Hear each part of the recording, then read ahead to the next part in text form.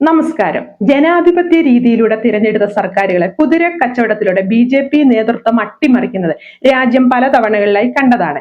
എം.എൽ.എമാരെ വിലക്കെടുക്കുന്നതും resort രാഷ്ട്രീയമെല്ലാം ഇതിന്റെ ഭാഗമായി സംഭവിച്ചിട്ടുള്ളതുമാണ്. എന്നാൽ ഇപ്പോൾ രാഷ്ട്രീയ കൂടുമാറ്റത്തിനായി പരസ്യമായി ആഹ്വാനം ചെയ്തിട്ടുള്ളത് സമാജ്വാദി പാർട്ടി അധ്യക്ഷൻ അഖിലേഷ് യാദവാണ്.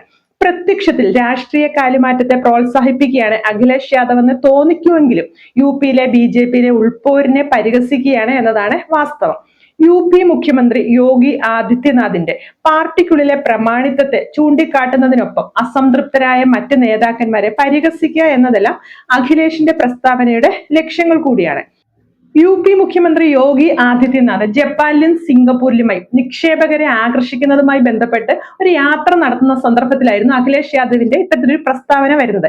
ഇത് ആദ്യമായിട്ടുമല്ല സമാനമായ ഒരു പ്രസ്താവന SP നേതാവിന്റെ ഭാഗത്ത് നിന്ന് ഉണ്ടായിട്ടുള്ളതും. ഇനി അഖിലേഷിന്റെ പ്രസ്താവനയിലേക്ക് ഒന്ന് പോകുമ്പോൾ അതിന്റെ ഉള്ളടക്കം ഇതാണ്: 100 MLA-മാരെ എത്തിക്കാൻ ഉപമുഖ്യമന്ത്രി പദവിയിലുള്ള കേശവ് പ്രസാദ് മൗര്യ, ബ്രജേഷ് പദക് ഇവരിൽ ആർക്കാണോ കഴിയുക അവർക്ക് യു.പി മുഖ്യമന്ത്രിയാകാനുള്ള അവസരമാണ് അഖിലേഷ് വാഗ്ദാനം ചെയ്യുന്നത്. ഇതിനോടൊപ്പം തന്നെ അദ്ദേഹം പറയുന്ന മറ്റൊരു കാര്യമുണ്ട്: ഒരാഴ്ചത്തേക്കാണ് ഈ മുഖ്യമന്ത്രി പദവി എന്നത്.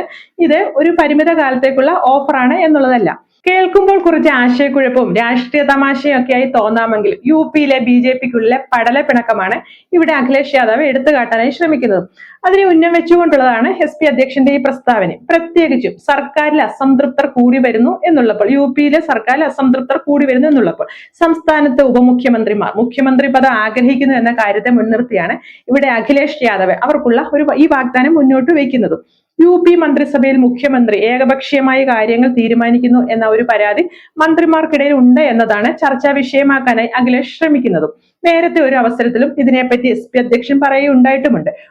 ഒരു ഉപമുഖ്യമന്ത്രിക്ക് സ്വന്തം വകുപ്പിലെ ഒരു ഡോക്ടറെ സ്ഥലം മാറ്റുന്നതിന് പോലും കഴിയുന്നില്ലെന്നും മറ്റൊരാൾക്ക് പേരിനൊരു വകുപ്പ് നൽകിയെന്നും ഒക്കെ നേരത്തെ അഖിലേഷ് പരിഹസിക്കുകയും ചെയ്തിരുന്നു. ഇപ്പൊ 2022-ലും 2024-ലും മൺസൂൺ ഓഫർ എന്ന പേരിൽ ഇതേ കാര്യം തന്നെ അഖിലേഷ് പറഞ്ഞിട്ടുള്ളതുമാണ്. ഇതിനു പുറമെ യു.പി സർക്കാരിൽ വ്യത്യസ്തമായ അഭിപ്രായങ്ങൾ നിലനിൽക്കുന്നുണ്ട് എന്ന ചില കാര്യങ്ങൾ പുറത്തു വരുന്ന തരത്തിലുള്ള ചില സംഭവങ്ങൾ ഉണ്ടാവുകയും ചെയ്തു. മാഘമേളയിലെ ശങ്കരാചാര്യ സ്വാമി, അഭിമുക്തേശ്വരാനന്ദ് ഉൾപ്പെട്ട തർക്ക വിഷയത്തിൽ യോഗി സർക്കാർ വിമർശനം നേരിട്ടപ്പോൾ സർക്കാരിനെ പിന്തുണയ്ക്കുന്ന നിലപാടായിരുന്നില്ല മൗര്യയും പഥക്കും എടുത്ത് ഈ രണ്ട് ഉപമുഖ്യമന്ത്രിമാരും എടുത്തതും. സ്വാമിയുടെ അനുയായികൾക്ക് നേരെ ഉണ്ടായിരുന്ന പോലീസ് നടപടികളെ പഥക് പരസ്യമായി അപലപിക്കുന്ന ഒരു സാഹചര്യവും ഉണ്ടായിട്ടുണ്ട്. അഖിലേഷിന്റെ ഈ പ്രസ്താവന സ്വാഭാവികമായും ബി.ജെ.പി നേതൃത്വത്തെ ചൊടിപ്പിച്ചിട്ടുണ്ട്. അവർ SP അധ്യക്ഷനെതിരായി പരസ്യമായി രംഗത്ത് വരുന്നതും കാണാനാവും.